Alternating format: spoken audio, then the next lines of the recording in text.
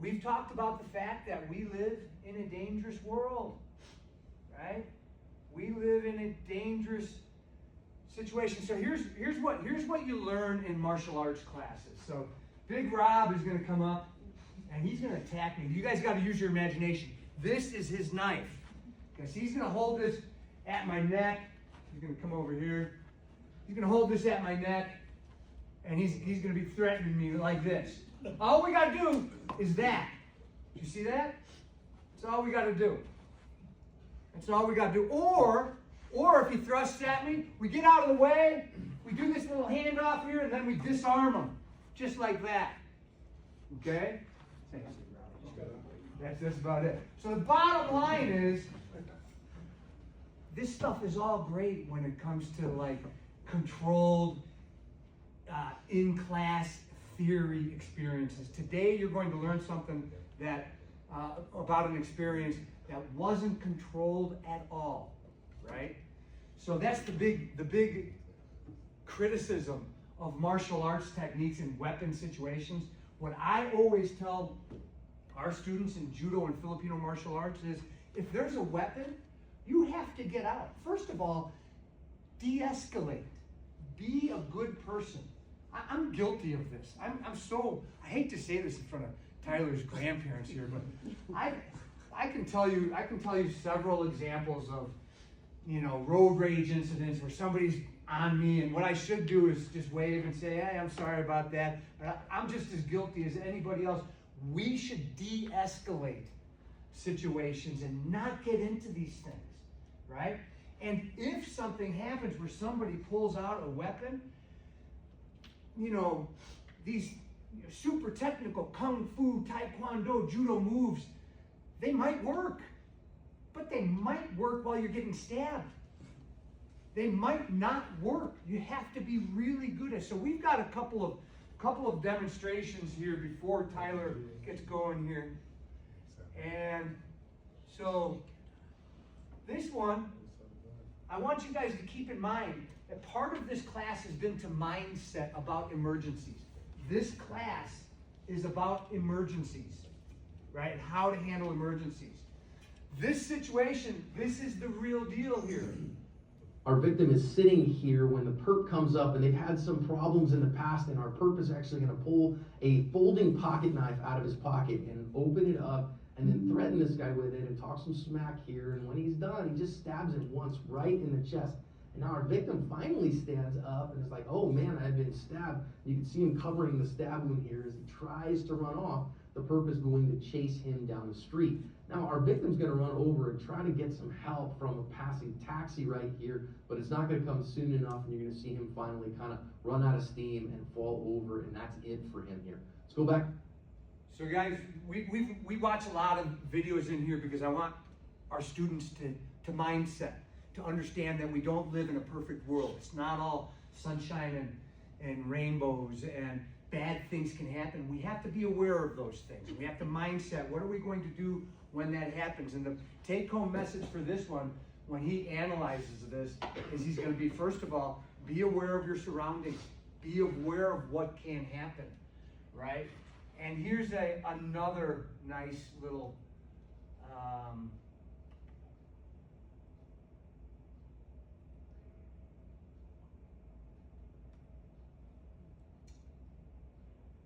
let's listen in to the audio.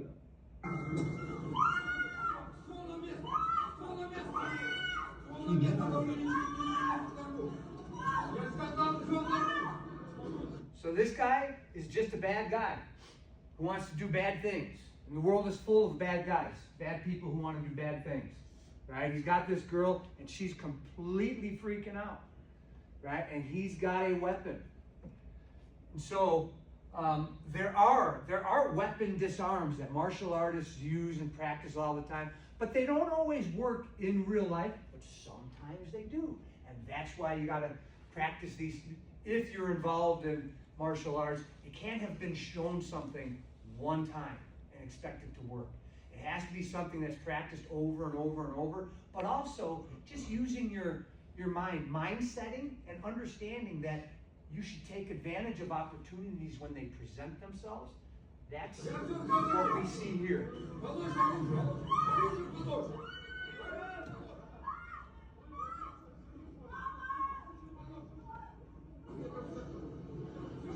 what happens is she continues to freak out, and this dude comes over and says, "Take me. I'll be your hostage. I'll be your hostage. You can kill me." Pretty admirable, honestly.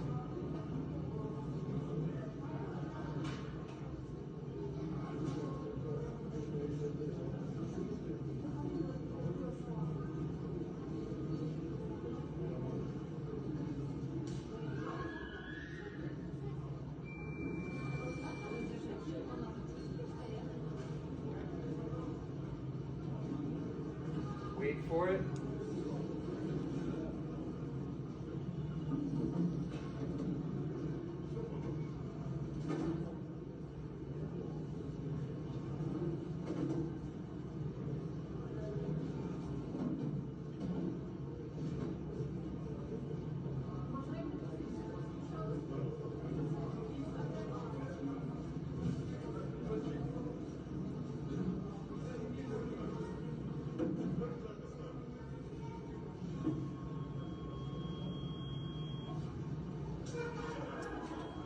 And now he gets a massive beat down.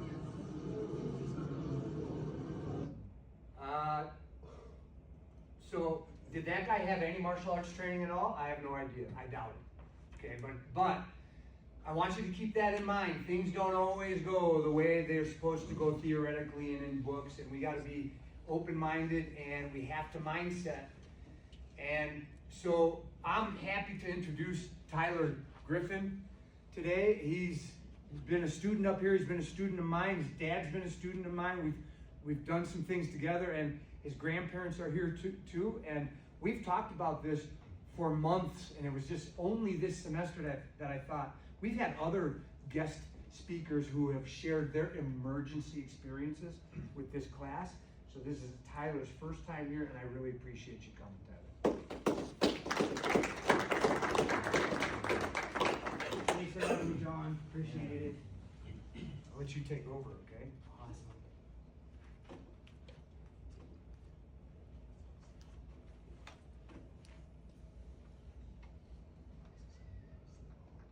All right, so mine's gonna be, I guess I'm gonna start this with my Thanksgiving story. Give you a brief overview about who I am, where I'm from, how do you get to play. Go to the slideshow at the top. The slideshow. These guys are better than me. Just listen to their recommendations. Blue on this one. Oh, right there. Right there, and then play from the beginning. Thank you. I get this all the time from them. No worries. So brief overview, I am born and raised here in Butte. Big hunter, come from a big hunting family. My dad's the one that got me into it. Grandpa, he's been around for a while. I didn't really get much hunting with him, but I know he used to back in the day. So I always come back to Arizona. I was actually going to school at the time down in Arizona, and I came up to visit for the last week of hunting season with my dad. It's kind of a family ritual thing we get to do. And came back that day, November 27th, 2019, Friendsgiving. It was a Wednesday night, out at the bars, hanging out with some friends, drinking, obviously. Drank a little bit too much that night, stayed out till 2. We had a hunting trip planned in the morning. Didn't make that hunting trip. We stayed out, we got kicked out of the bar, I'd say at about 2 o'clock. And we stayed out there till probably 2:15, 2:20. There was a guy that came out of the alleyway, and he was super nice in the beginning, but you could tell he was definitely on some drugs, tweaked out. And came up to everybody being super nice. Hey, you got $5? You got $5? Being weird, going to different groups of people. Finally, everyone, you can start seeing they were getting pissed off and frustrated, so pushing them away. Finally, I had to be the big guy, and I go up and told him, hey, out of here. You know, it's Thanksgiving, go home. It's time to go home. So the guy got in my face, and I told him, you got about 5 seconds to get out of my face. My friends were around, you know, I thought I had support, everything. Born and raised in Butte, we fight. That's kind of a thing we like to do. Don't know why, but it's just one thing we do. And I told him he had 5 seconds to get out of my face, and that, I think, was my mistake. I should have kept my space. And John, you've taught me that in the past with self-defense, and I kind of tried to be the big guy, so I got in his face.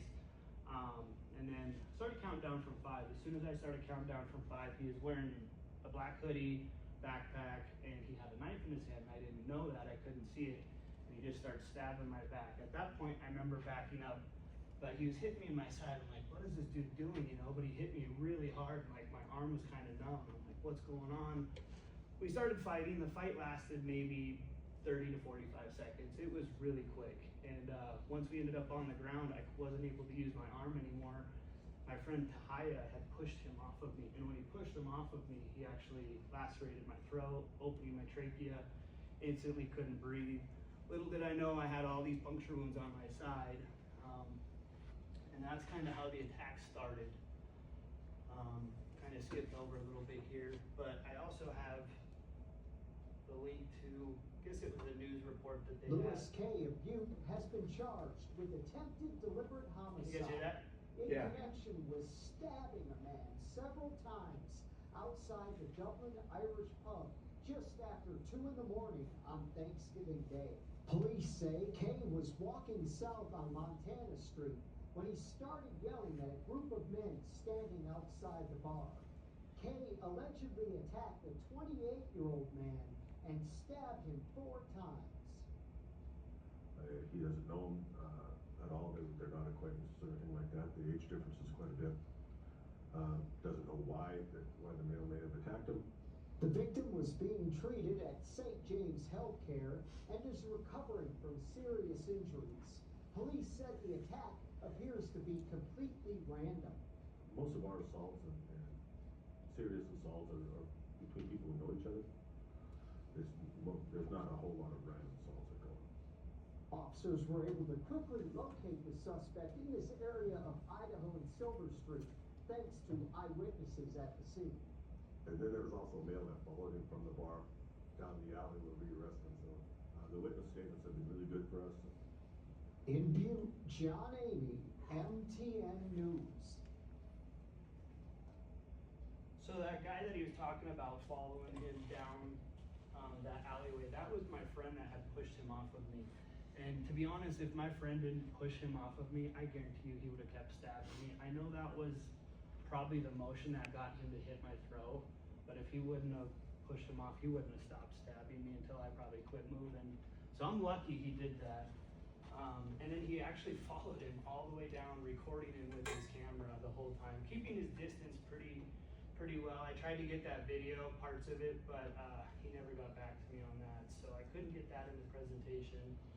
But and also in the video it said I was stabbed 4 times. It was actually 9, so they were a little wrong on that one.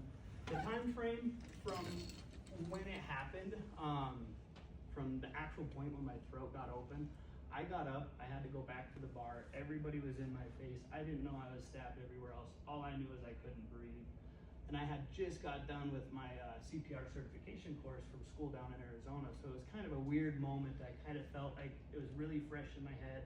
We did all the practicing, we were doing all that practicing at school all week, so it was fresh. And I realized when I covered that hole on my throat, I could kind of breathe again. Like, what's going on? And every time I let go, it just sounded kind of like a whoopee cushion, like air coming out and everything. So I put my hand back over my throat, felt the hole. I actually had to grab my finger. There's a little flap for my trachea. I had to pull that up and have my finger in my throat to be able to breathe. While people are trying to see what's going on, and I in my head already knew what was going on. My adrenaline was going. I was so focused on me and not caring about what was going on. Ran up to the bar, knocked on the window. Bartender's like, I can't let you in. I remember doing this, and his eyes just got big. Ran to the door, let me and my friends in. We were there for, at this point, things kind of got fuzzy for the time frame for me, but I'd say maybe 5 to 10 minutes. A cop showed up. The first cop to show up was Nick Vitorovich. I don't know if you know him. Good friend of mine. We went to school together. I'm a personal trainer now, and I actually trained him for his course there to get on the force. So it's kind of weird that he showed up. This is But- Bubba's son? What's that? Bubba's son? Yeah. Yep.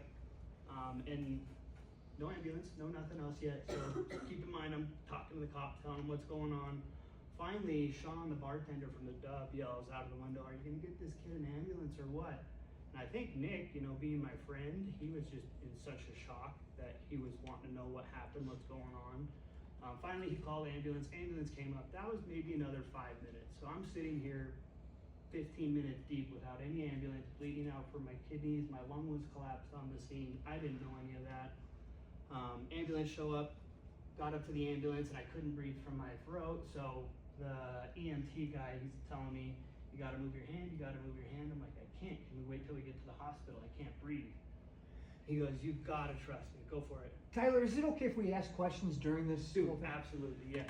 So my first question is, why wasn't an ambulance called immediately? Why wasn't 911 called immediately? I think, just being Butte, a bar fight after, I think they just thought it was a random fight and they didn't realize how serious the situation was when they called. So 911 was called, but it was just reported as a fight. As a fight up at the bar, yep. And then the cop showed up, the cop, Nick Butorovich, and he asked us a few questions, and that time frame was at least 10 minutes from the time Nick showed up to me, or to him calling an ambulance. Had to have been at least 5 to 10 minutes, somewhere in there. And then for the ambulance to show up another 5 to 8 minutes, so I'm bleeding out for probably a good 18 minutes. And ambulance show up, they told me I had to move my hand, so I finally moved my hand, took a big deep breath, grabbed my pants, and at that point I blacked out. I don't remember anything leading up to when I woke up in the hospital. This was part of it there. I would say 8 hours, I believe it was 8 hours I was in surgery. They kept putting me in fentanyl comas, induced comas. I kept waking up from them. So I got to a point to where I couldn't have any more fentanyl. So I had to be awake for all these surgeries and everything, all these tubes coming out. That part was not fun.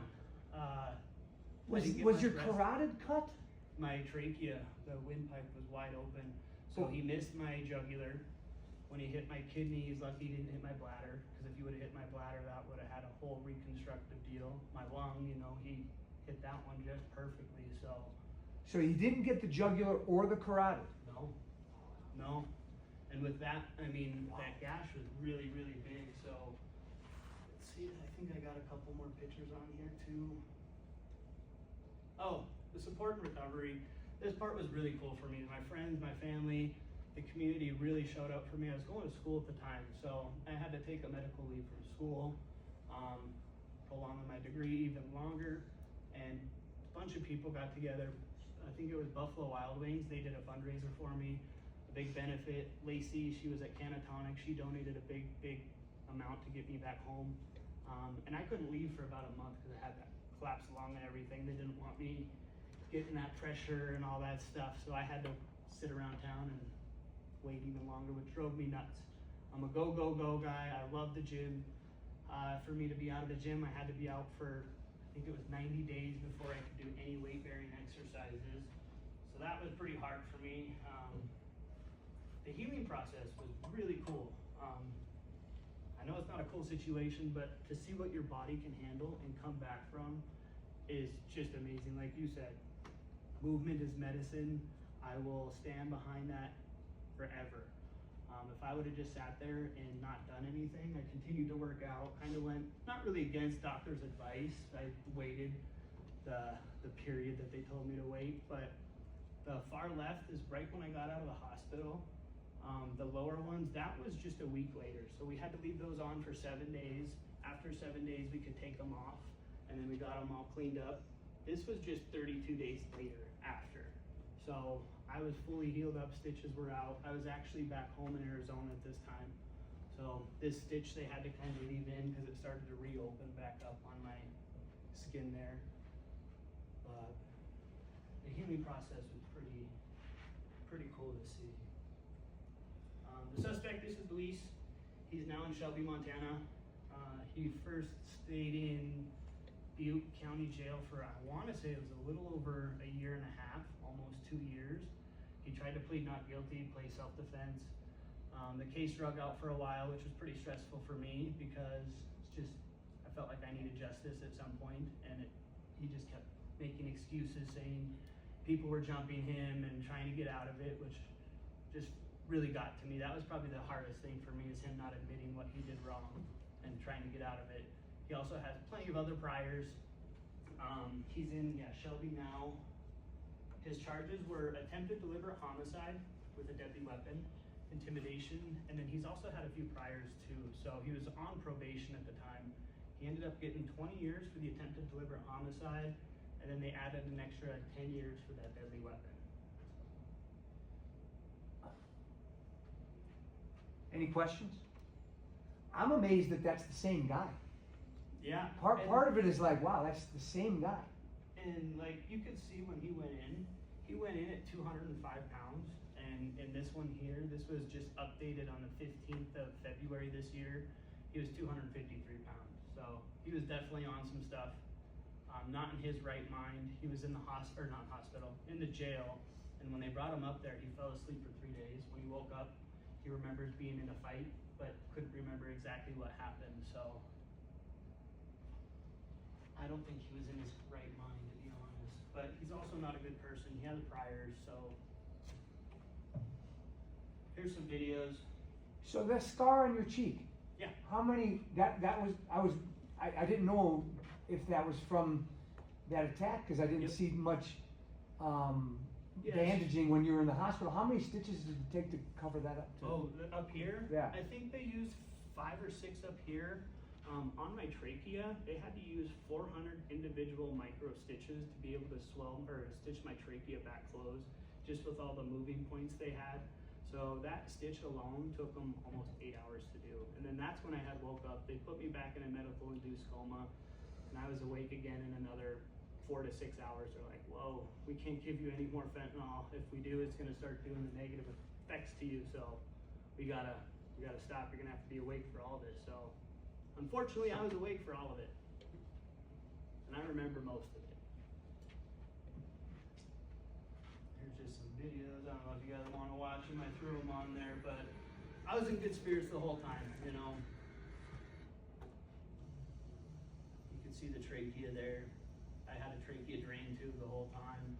I was on a breathing machine for 3 days. I was on a kidney dialysis machine for 3 days. Miraculously, I only stayed 5 days in the hospital. I was out 5 days later. That was when I got my room. I was pretty happy about that. They quit drawing my blood every 4 hours and kind of went to every 8, so that was nice. But wasn't allowed to shower for a week, so that was pretty rough too. So 9 total puncture wounds? 8 puncture wounds, and then that last laceration, so 9 total. And then that's just, I want to end it on a happy note. That's my new dog. Oh, she's cute. And then if you guys have any questions, do not be shy, ask away. I got a lot of questions. John, I know you do. Okay, so when you guys have your final project, and your final project, most people, when I give you the option to analyze the ASP film clips, what you'll see on that website is that the guy says the eyes are the window to the soul, but the hands are the window to the intent. They are they give you evidence as to what's about to come. Do you remember him doing anything with his hands Not a single prior thing. to the? It was him walking up to me like this, and he was about here. Said, "You got 5 seconds to get out of my face." And he leans in a little more, and I remember he was right there, and I said, 5, boom, boom, boom. And then he backed up, and that's when we fought. And I didn't know, I was just kind of remember grabbing my arm, and I'm like, whoa, that's kind of feels like it was almost asleep, you know, and you like wake up, and your arm's completely asleep and tingly. That's You what must I have got a felt. nerve. Oh yeah, and I still have issues today that to this day I'm dealing with stuff on that. So movement is medicine. Do not stop moving. That's what's keeping my scar tissue from really clogging up and putting a lot of nerve damage. I actually just had to go through a bunch of chiropractor therapy. My neurological part from my brain is actually shutting off parts of my tricep now because I've overcompensated. Your brain just, if you're not using those muscles or it's hurting, your brain will just shut off how to use that muscle, and you'll overcompensate with other muscles. So you got to work through it. You know, it's something I'm still doing now, and that's 5 years, 6 years later. So What kind of weapon did he have? What was the weapon? so it was actually a box cutter. You know, those ones like those kind of the carpenter ones that you switchblade open. It was one of those that he used. So the cuts were super clean, which was really good. You know, if it was a dull, rusty pocket knife, probably would have been worse. It was just those nice, sharp, clean cuts. So sounds bad, but it was actually better for me in the long run. And so when he was leaning into you, that's when he was reaching in for the weapon, or he had it the whole He time? already had it out. Yep, he had that big long sleeve and he had his backpack on. I can't really remember if his hands were in his like hoodie pocket or if they were already out. But I mean, the whole total fight was literally like 30, 45 seconds. It wasn't long at all. So it could be so quick. Anything can change so fast. So guys, as I was telling you beforehand, in martial arts, there's 8 directions of movement that are covered in most martial arts. There's forward, there's back, there's lateral movements side to side, there's diagonal movements forward, there's diagonal movements backwards. And usually, when martial artists talk about weapon defense, they talk about getting out of the way, using some movement to get out of the way.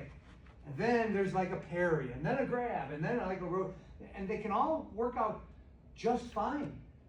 But this is a great example of how things don't always go the way you plan them to go. I don't know of anybody, most Butte people I know are just like you said. They've been around the block, and you guys probably know this too. Your average person's been around the block. Your average Butte guy's been around the block, been to the bars, been in a few fights at the bars. And so Tyler's approaching this as a, okay, we're gonna go kind of thing. But this guy's not playing by those rules. He's playing by a totally different set of rules. You know, your average Butte guy's like, okay, yeah, maybe if I get you down, I'm gonna hit you a few more times. Friends are gonna pull me off you. That guy had a totally different set of rules, and we have to understand that. And man, you know, that by the grace of God. He's got a plan for me. So, yep. By the grace Still of here. God. You know, and wow. Do you guys have any questions? Don't be shy. I'm open about it. So How do the scars look now? they're great. I mean, you can hardly see them on my face. I got the ones on my back. These are the bigger ones. The one up here, pretty much gone now. But the healing, you know, like in 30 days, like those slides, you know, that was so fast, just crazy. And I feel that it was the fact that I've been working out for so long. My body's so used to repairing itself. You know, it's in that repair mode all the time, always repairing muscle tissue, skin from being broken down. So when I completely quit working out and then my body went into full recovery mode for those, you know, cuts and lacerations, it literally, like, I think it super healed me, you know, instead of just being already trying to get going, my metabolism starting, it's already been going. I'm already in that, you know, kind of my body's in that grind mode. Let's heal, let's get recovered, let's do this again tomorrow kind of thing, but not that situation. Do you have any problems with the neck laceration? Not really. The one thing I do notice if I take really, really cold drinks, like if it's an ice cold drink, I'll cough. That's about it. Other than that, no movements really, just that left arm. Every now and then these 2 fingers go a little numb. But if I foam roll out, keep my movement going, it usually comes back. So no too long-term effects. Yes. The weapon that he used being a box cutter, if you're familiar with what it is, it's really a short blade. It's just designed to go through the top of the box as you open it. Mm-hmm. But it'll show that the depth that was able to go and puncture a lung and puncture his kidney. Yep. I don't know the depth of that inside your frame, but think it's that 4 little inches. blade can go a long ways and do a lot of damage. And he was swinging that at you like Yeah, a punch, like a hook punch. to the body? And I thought it was just some drunk crackhead dude punching me in a weird way, and I'm like, an idiot, you're gonna get your ass kicked. And I got my ass kicked. So yeah. I wouldn't put it that way. I'd say what happened is you had a life-altering experience, and we're learning from it because, you know, we've all been in those situations. I guarantee most of the guys in this room have been in those situations where they're coming down to punches and nobody's. You know, you're arguing, you get in your face, and you want to push someone away, and that's what starts the fight. You know, that's kind of whoever pushes who first. That's when the fight starts. So that's kind of what I was expecting. You know, and boom, I got a knife to the side. So could go any way. Now I keep my distance. If I feel something uncomfortable, I'm like, need at least a couple feet, you know. So keep your distance. That's the one thing I would say. If you ever get in an altercation, anything like that, yeah, you can move sideways, but if you have your distance far enough, you can have plenty of time to engage too and like disengage certain things. In this class, we're going to learn, next week, we're going to go over some more things on this, and we're going to learn that we want to create space. And if we can't create space, we want to close the distance all the way. Either be all the way out or all the way in so that they can do less damage. And we talked about that earlier in the class when we were talking about maintaining safety, being safe on scene. But yeah, so this is a good example. But like I said, you didn't make any mistakes. Most people, most of the guys especially, not saying that some of the Butte girls in here haven't been in a few tussles or other Montana girls, but usually it's like, oh, okay, you want to go, we'll go.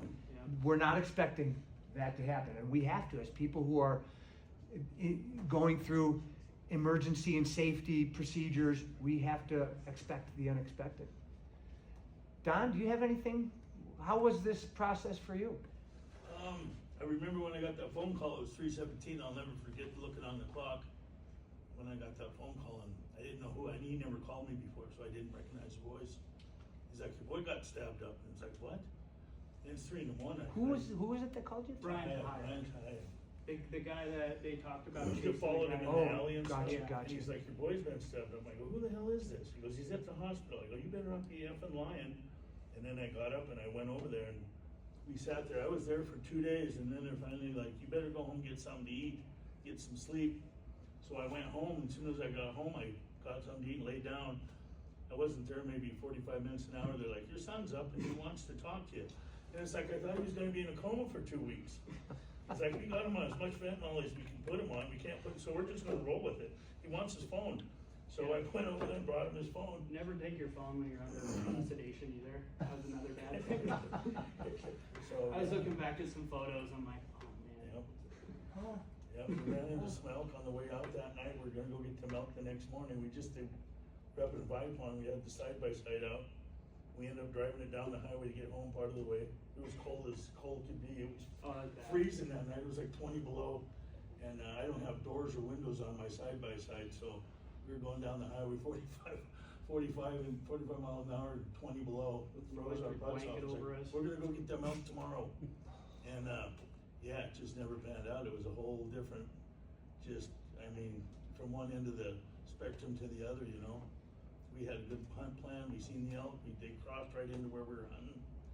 And So this was later that night. Yeah. That was earlier in the day. So like it's hunting season. So we got up at probably 6 that morning, went out hunting, and it gets dark at 4:30, 5 o'clock. So we were probably back by, I'd say no later than 5:36. And then we went out drinking that night and had a fun night. Ended not so fun, but yeah, we left. I don't even know when we left. It was dark though when we were on the highway. Yeah, well, I think I dropped you off about 7, 8 o'clock after we ate dinner up at the house, and then I dropped you off down at Christina's for McGrath. Yeah.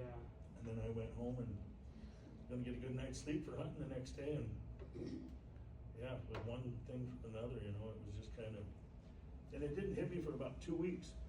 And then finally just driving down the road, I just broke down and pulled over and just started bawling my eyes out. But it didn't hit me for probably 2 weeks. I was in, I gotta do this, I gotta do that, I gotta do this, I gotta call these people, I gotta, you know, and yeah. A lot of stress involved. Oh with it. boy, oh boy. How far was that cut from the jugular and or the carotid? Millimeters. Yeah, it was right told there. millimeters. It literally, I think Yeah. actually went over the jugular.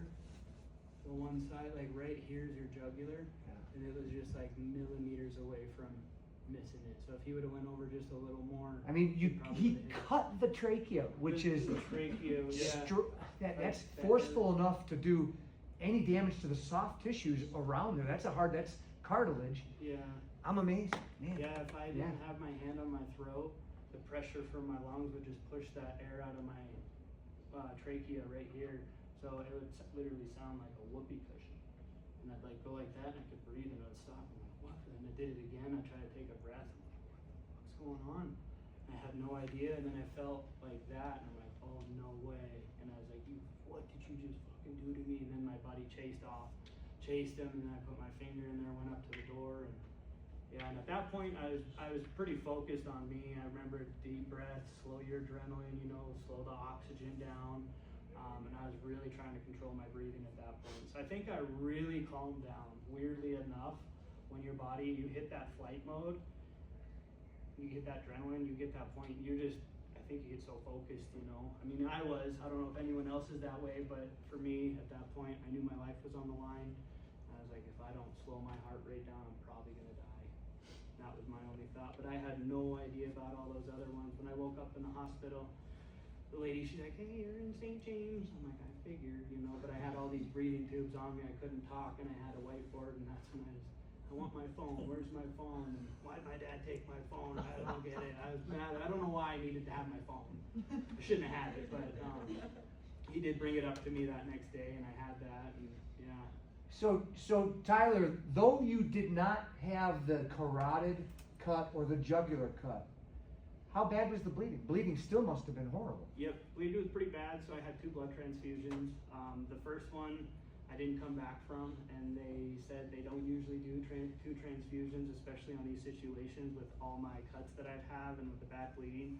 But with as young and as healthy as I was, they said that they'll redo it. As soon as they put that second transfusion in, I popped right out, all my levels leveled off, and I came right out of it, so. Crazy. So remember, guys, we've beat this to death. Make sure the scene is safe. When we're responding to an emergency, primary assessment, consciousness ABCs. In this case, the C, the circulation, there's a problem there, but also the airway and breathing. He's having problems with each one of these, right? So how are we going to, what's your approach to stop the bleeding? Kyler. Pressure. Oh, Kyler, is Kyler, you said Tyler. Brady. Hold pressure to the area. Okay, now, would you put a pressure bandage on the neck? For obvious reasons, right? You put an effective pressure bandage around the neck, and it's gonna kill him, right? So one-sided, unilateral pressure in this case. Unilateral, and maybe it's just manual pressure. And as he was doing, he was doing solo, self-care, right? And then we've got airway breathing problems. That's like, well, I think we'd have to communicate with this patient to cover up the opening. Now, sometimes an opening is made intentionally to bypass an obstruction. In this case, it was, maybe when he was breathing, it was the airway and the opening were working counter to each other. So he had to cover that up. I think just in each situation, you have to know unilateral pressure to stop the bleeding, and cover up the opening, because fluids and gases flow based on changes in pressure, and we have to have a closed system. So if there's openings in the system, whether it's an opening from, that might have been part of the problem too, is he had a punctured lung, so air was probably, he had multiple openings in this system that's supposed to be completely closed. Yeah, this one, so the left lung was actually collapsed on the scene, so I actually was only breathing out of my right lung at the time, and I had no idea. You can hear on the video too that I was talking to the cop. There's a video from the body cam. You could hear like the gurgling and stuff in my voice, and I don't remember that part, but you could hear I'm sure my lungs were filling up with blood or something, or fluid of some sort. I'm guessing blood. Should have been an immediate call for medical, advanced medical. Should have been immediate. So must have been, shock situation. Yeah. I got a question for you. Yeah. You said it took about 15, 20 minutes until EMT was, or the ambulance was Before the notified. ambulance showed up. Was that because you didn't know how severe it was, or were you still in shock? I knew how severe it was as soon as my throat got cut, but I think it was the way, because I don't know the bartender called the police station 911. I don't know what he said. I don't know if, hey, there's a bar fight, can you get up here? The guy might be, he's bleeding. Maybe that's what he said. I don't know if, there's a guy who stabbed 9 times, get up here. that might have been a little different. I don't know what the phone call was, so it really depends on who relayed that first phone call, you know, make sure they got all the details, everything, and don't Yeah. cut it, you know. Maybe a little breakdown in communication there, because Yeah. that's, I mean, one look at a guy who's like, should be, okay, we gotta go now. We got, and maybe it might have been easier for your friends to say, get in the car, we're going right to the It house. probably would have been, but then at that point, you know, then I'd have to wait for medical to show up down there, you know, EMT, as soon as they got that ambulance there, they were working on me, like as soon as they were there. Like I was standing up and already doing stuff, cutting my shirt off, and I'm like, okay, now they know it's serious. Yeah, so before once I the was medical people got on scene, what you guys could do, if there's ever a situation where it's like, man, I'm either waiting 18 minutes for somebody to get here to drive us to the ambulance, but you guys know where the Dublin is.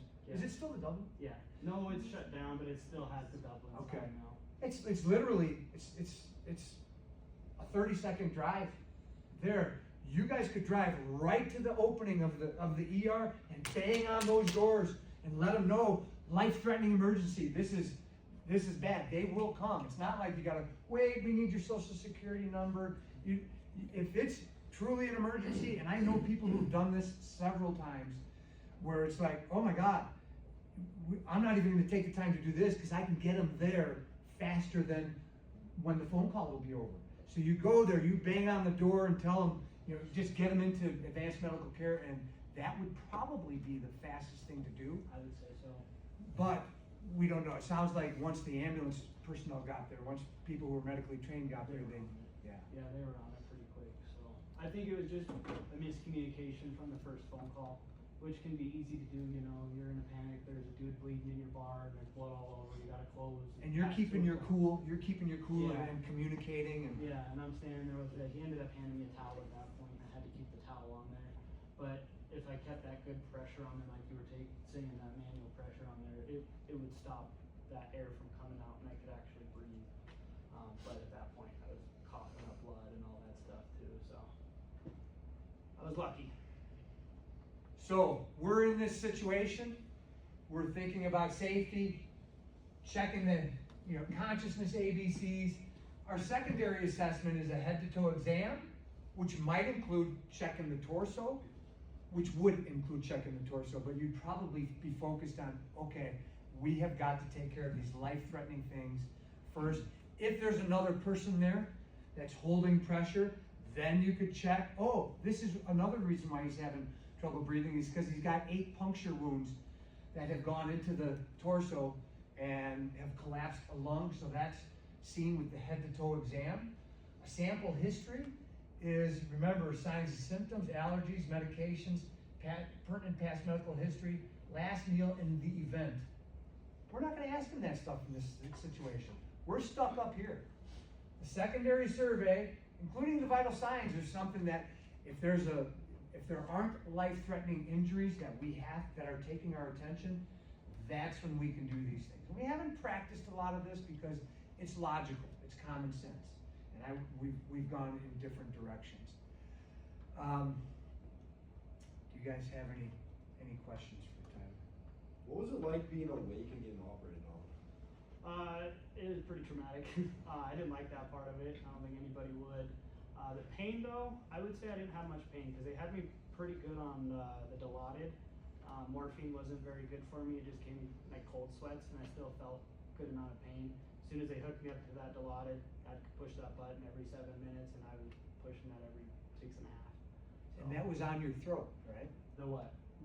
You were awake for the surgery on the throat? On the throat, the lung, and also the kidney. I was awake for all of them, pulling it all out. So. And so you were just keeping you cool, breathing? Yeah. I think the worst one was the one that they had to pull out there, just because when they pulled it out, you could literally feel it coming from like that center part of your chest, which was really weird. The most pain I had out of everything was the laceration that they actually put here. So they put a drain tube on my lung, and that one still to this day, if I hit like an ab workout just right, I'll get this shooting pain right where that scar is that they had a little drain tube going in there, and I don't know but that one hurts the worst, and it still hurts to this day. Everything else seems to be pretty pretty healed up. Could be just nerve damage that I don't feel the pain no more, but this guy definitely feels it. Yeah. Do you have any kidney issues to this day, or is it all? Have any what? Like issues with your kidneys? No, no, everything's good. Yeah, surprisingly. And I think it came down to, you know, what he used to cut me with. That cut was so clean and so pure, and they got on it so fast that when they stitched it, you know, your organs heal pretty quick too. So I think it was just such good clean cuts that it was easy for them to kind of patch up, especially my trachea. You know, if that was a dull blade, I don't know if they would have been able to use those micro stitches, and I probably would have had a lot of range of motion issues, you know, with my neck and possibly breathing, maybe eating. They may, down the road, they wanted me to say that I have to get some grafting done on my throat, but I've never had any issues, so, yeah.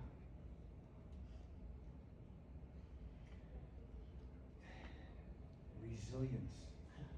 Resilience. Lucky. Fortunate. Yes. Any final questions for Tyler? Yeah. Did he ever admit what he did? So yeah, it came down to the week of the court date, so we had to go and testify against him. That week of, he pled guilty and took the plea.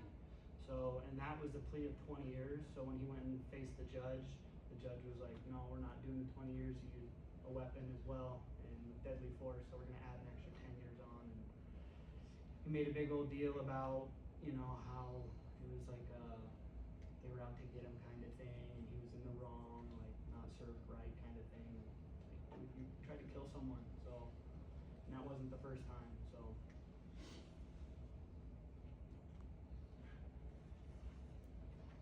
Tried to cut his throat, Yeah. and here he is today. Well, we appreciate you coming and sharing your story with us. That's an intense story. And Well, thank you for letting me turn it into something positive. You know, I hope I can help you guys a little bit with this, and maybe if you ever get in a situation, I'm hoping you don't, but you probably will with the field you're going into. Hope you guys can stay calm and just remember what he teaches you. That's what I did. So, everything you taught me, and thank you. thank you. Do you have any final words of encouragement for us before we end? Just give it one more day. That's all. That's all. Sometimes you feel like quitting. Just give it that one more day. Sometimes that's all it takes is one more day. That's all I got. Thank you, Tyler.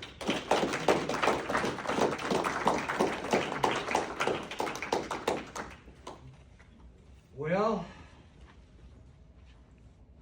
I told you guys he was gonna come, and it was gonna be intense, and I think it was probably more intense for me than it was for you. And I just appreciate you coming in. Thank you, John. Thank you. Thank you to the grandparents, and thank you to the dad too. So, you guys are free to go. We will see you next Tuesday. Hey, be safe and have a fun weekend. Thank you. Appreciate it.